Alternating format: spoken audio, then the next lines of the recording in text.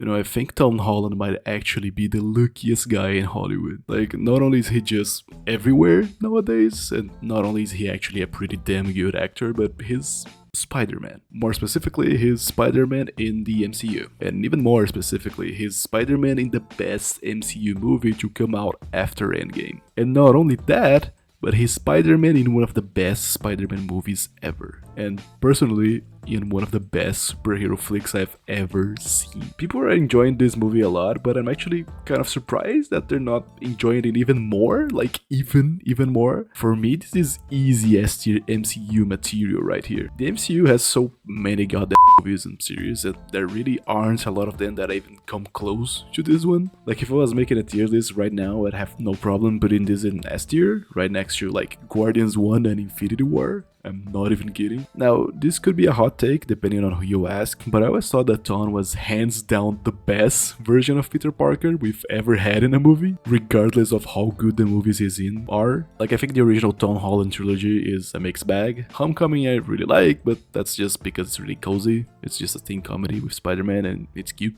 and fun. Not a lot much other than that. I don't know, maybe I just wanted anything that was an amazing Spider-Man 2. And Far From Home I just plain don't like. It has some fun moments, but it's just kind of bland. Plus it happened literally right after Endgame, so it just felt a bit underwhelming. And No Way Home is just sort of a cameo hype fest. Like, I watched that movie and left the theater feeling pretty happy and excited, but it's a novelty that wears off kind of fast. It's still a good movie, but you know, kind of tired of every MCU movie being a cameo fest everywhere all the time, dude. I don't know. And that's just the thing, you know, I was pretty tired of the MCU in general for a while, like years, to the point where even this movie wasn't looking good to me. I wasn't hooked at all from the trailers. That's why it surprised me so much that this movie is actually kind of amazing. Like, I thought you guys forgot how to make good movies, dude. What? Okay, I actually kind of liked Thunderbolts though. Still, this movie was a surprise. I didn't expect this late stage MCU Spider-Man movie to have so much heart. That's kind of what a lot of movies these days, even outside the MCU, are missing. Heart, care, passion for what they're doing.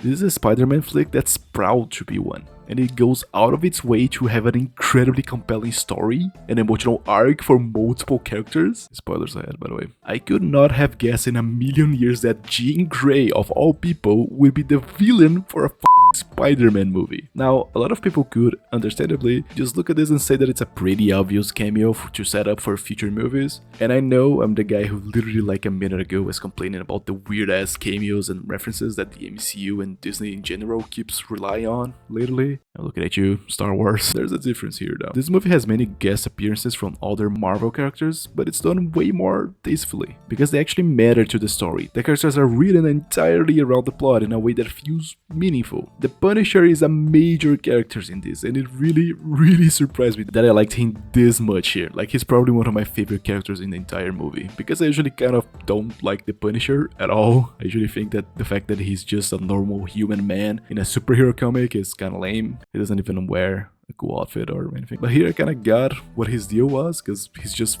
insane. He's a walking arsenal, and well, John Bertal, I don't know how to spell that. It's kind of one of my favorite actors. He just nails this type of character. I really like that in this movie he's just Spider-Man's buddy all the time, even if they're just constantly arguing. And having the two of them face off against the Hulk, who, oh my god, man, after like a decade, the Hulk is back to what he was. I missed this man so much because I hated this. Yeah, even I can escape some shameless nostalgia bait. And they actually have a very similar scene to that famous one in the comics, where in that everybody also had forgotten who Peter was. Bruce Banner forgot who Peter was, but Hulk didn't, only Bruce did. And this, I'm pretty positive that the scene where Hulk calms down after Peter tells him his name and that they're friends is a nod to that, just in a different context. Like, the Hulk is definitely one of the most shameless nostalgia bait additions in this. Like, him being here is a lot more for action scenes, which, to be fair, it really was kind of awesome to see Spider-Man fighting the Hulk in a movie. So like, I do appreciate that they actually wrote him into the story in a way that feels natural. I mean, mostly natural. Because something I like about Marvel is that all these characters just coexist. They all live in the same universe, which is another reason why I don't like multiverse stuff. I like when they're just here in the same place coexisting together, which brings a lot of opportunities for a hero to show up in a story that isn't his in a lot more natural ways. I would have killed to see Endgame being made at a time where Marvel was able to have literally everybody together on screen. Like, how cool would it have been to have the Avengers, the X-Men, the Fantastic Four, and everybody else all on the same final battle against Thanos? Like, come on, man. And no, Doomsday is not gonna fill that gap. And even if it did, there's still a bunch of characters from different universes somehow meeting up, which, like I said, I don't like. It just makes things messy. Jean Grey being introduced here sorta made me realize that the X-Men characters sort of have been here all along in the MCU. Just sorta doing their own thing, having their own stories, maybe not even being X-Men yet. And that's an actual sort of interesting thing that maybe can be built upon later. But not only do I like Jean's addition here, but having her actually be a really emotionally compelling character that ends up having a real emotional connection to Peter as well, that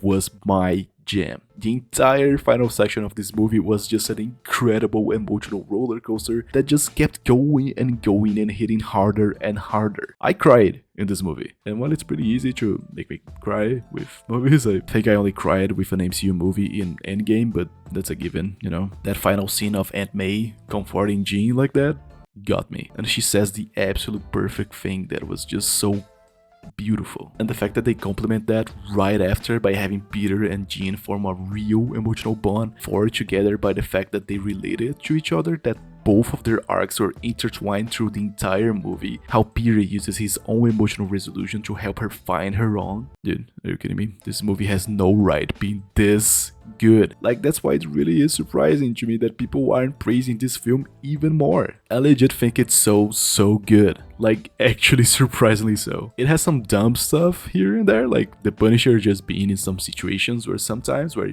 just goes wrong because of him. And I'm over here thinking, how did you guys not think that this was gonna happen? Obviously Jean is gonna mind control him as well. Why did Peter just not do anything to prevent that at all? But even then, that's pretty minor. It doesn't take away from a really just amazing movie with an amazing main character in Peter himself. He really is just fantastic. He's a true hero that cares about everyone around him and wants to just do the right thing. His whole thing where he's going crazy because of the spider genes was actually interesting and well handled. And how it was just used as a metaphor for Peter's arc in this is just what the man. What's funny is that I got home from the theater and texted my friend, and he said I was actually the symbiote that Venom left behind in the post-credit scene in the last movie, which just sounded so cool. And even cooler was the fact that I did not think that was it at all during this entire movie, because it was just so subtle. But then I talked to my other friend, and she said she's pretty sure it's just the spider genes thing, like, which, you know, that really is what the movie wants you to think and stuff, so I don't really know anymore. If it ends up being the symbiote later, that will legit be really cool though. Because this is a movie that just keeps throwing curveballs at you the entire time. Like when Jean possesses MJ and she makes both Peter and the audience think that she remembers him, only for the scene to twist and become something legit heartbreaking, where it's just not possible to not feel bad for Peter here. Like at first I was over here thinking, oh, how convenient that she just ended up remembering him. Like, come on now, movie. And it's like the movie knew I was thinking that exact thing and was just like, psych. People were saying that this version of Peter hadn't actually been through enough rough experiences in the past, like compared to the other versions of him that had so much trauma and all that. And I disagree. Like, I actually think Peter is one of the characters that has suffered the most in all of these movies. Like right away he lost Uncle Ben, which, you know, that's a thing that happened, even though we didn't see it and don't know how it went, but we do know that Uncle Ben existed and he just died. Then his father figure died, which, you know, come on dude, is in the scene where he's holding on to Tony for dear life, just enough. Then Aunt May died. There you go, he had the great power and responsibility bit, just like the others did, and the others at least still had Aunt May. And in that same movie, not only did he lose Aunt May, but he lost literally every single person in his life. Everyone forgot him. He has no one. At that point, I was just thinking that it was just too much. Man, please end this poor boy's suffering. Then in this movie, the girl he loves says to his face that she doesn't love him. and that she doesn't know who he is. All after he saw her kissing another guy. I mean, am I wrong here? Has he not suffered enough? That's a pretty miserable existence. But honestly, all that just contributed to having Peter's arc in this film be way more believable. We understand completely why he's going through all that, and we're able to empathize for him perfectly and properly cheer for him when he manages to go through all that. Like even in the last scene of the film where he talks to Ned and they do their secret handshake and Ned ends the movie by saying Peter. One reason that's also a really cool ending is because it leaves it open. We can either believe that Ned did remember him or he said Peter, because earlier we're sort of set up to that by having MJ accidentally reveal to Ned that Spider-Man's name is Peter. But above that, we're just happy to see Peter evolve as a character and decide to not keep doing this alone. When the scene where he's in the middle of the crowd of people cheering for Spider-Man, just reminding him that he's a true hero, that he's actually loved. Dude, come on. Yeah, I might have cried in that scene as well. This is one of the most emotionally resonant movies in the entire MCU. It has amazing action that, as opposed to the other films, actually feels real and tangible. It's really well written, it nails Spider-Man and makes him the lovable, incredibly kind and heroic character that he truly is, and it's just so good. It truly is the best Spider-Man movie.